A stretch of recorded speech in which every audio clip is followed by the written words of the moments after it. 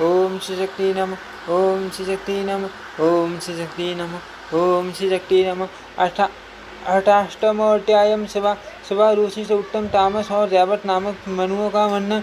शौनक जी बोले, हे सूर्य, ये तो आपने आदि मनवंतर का उत्तम उपाख्यान का हब दिव्य तेज वाले अन्य मनुओं की उत्पत्ति का वर्णन कीजिए। सूर्य बोले, इस प्रकार भगवती के तात्विक दृश्यों को पुण्य रूपेण जानने वाले परम ज्ञानी देव ऋषि नारद जी ने भी आदि स्वयंभू मनु की उत्पत्ति का प्रसंग सुनकर कर्मसंध्या मनुओं के प्रादुर्भाव के विषय में भगवान नारायण से पूछा था। नारद जी बोले, हे सनातन मनुओं की उत्तम उत्पत्ति के विषय में मुझे भली भांति बताइए। श्री नारायण बोले, हे महामुनि, मैंने इस आद्य का स्वयं भू मनु का वर्णन कर दिया, जिन्होंने देवी की उपासना से निष्कंटक राज्य प्राप्त किया। उन मनु के प्रिय व्रत तथा उत्तानपाद नामक महान तेजस्वी दो पुत्र हुए। राज्य का भली भांति पालन करने वाले वे दोनों भूलोक में अति प्रसिद्ध हुए। विद्वानों ने सवारोषित मनु को देवते मनु कहा है। अमित पराक्रम वाले वे श्रीमान सवारोषित मनु राजा प्रियव्रत के पुत्र थे। सभी प्राणियों का हित करने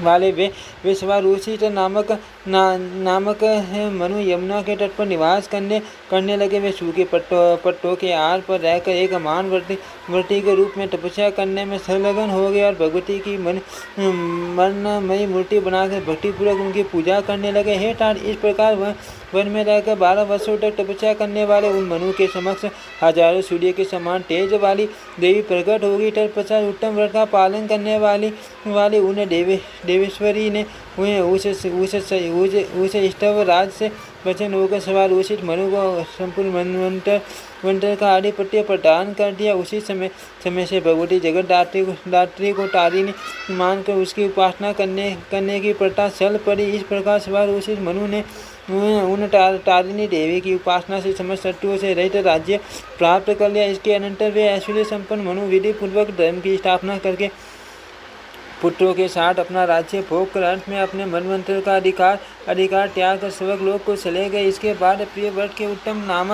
नामक पुत्र तृतीय मनु हुए। उन्होंने गंगा के तट पर रहकर एकांत में निरंतर भगवती के वाग्भव मंत्र का जप करते हुए 3 वर्षों तक तप करके देवी का अनुग्रह प्राप्त किया। भक्तिपूर्ण मन से उत्तम स्रोतों के द्वारा भगवती की स्तुति करके उन्होंने निष्कंटक राज्य तथा दीर्घजीवी संतान प्राप्त के राज्य से प्राप्त होने वाले सुखों का भोग करके तथा युग धर्मों का पालन करके वे अन्य श्रेष्ठ राजस्व द्वारा प्राप्त पद पर पहुँच गए। तामस नाम वाले छोटे मनु प्रियव्रत के पुत्र थे। नर्मदा नदी के दक्षिण तट पर ग्रह कामबीज मंत्र का छटप जप करते हुए उन्होंने जगत व्यापिनी महेश्वरी की आराधना की। चैत्र तथा आश्विन मास के नवरात्रा में उपासना के द्वारा उन्होंने कमल के समान नेत्रों वाली अनूप में देवी वरी को संतुष्ट किया। अतिश्रेष्ठ स्रोतों से देवी का स्तवन करके उनकी कृपा प्राप्त कर तामस मनु ने निशंक होकर निष्कंटक विशाल राज्य का भोग किया।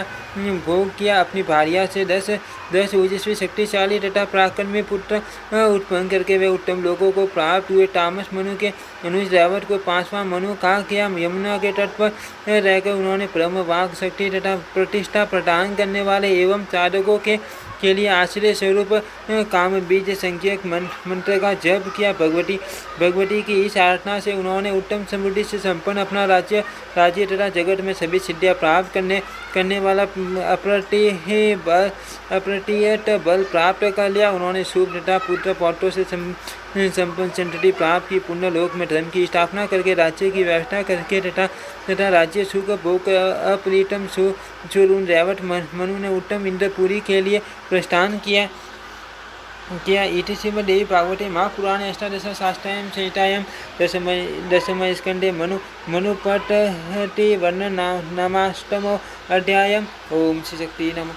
ओम श्री शक्ति नमः। ओम श्री शक्ति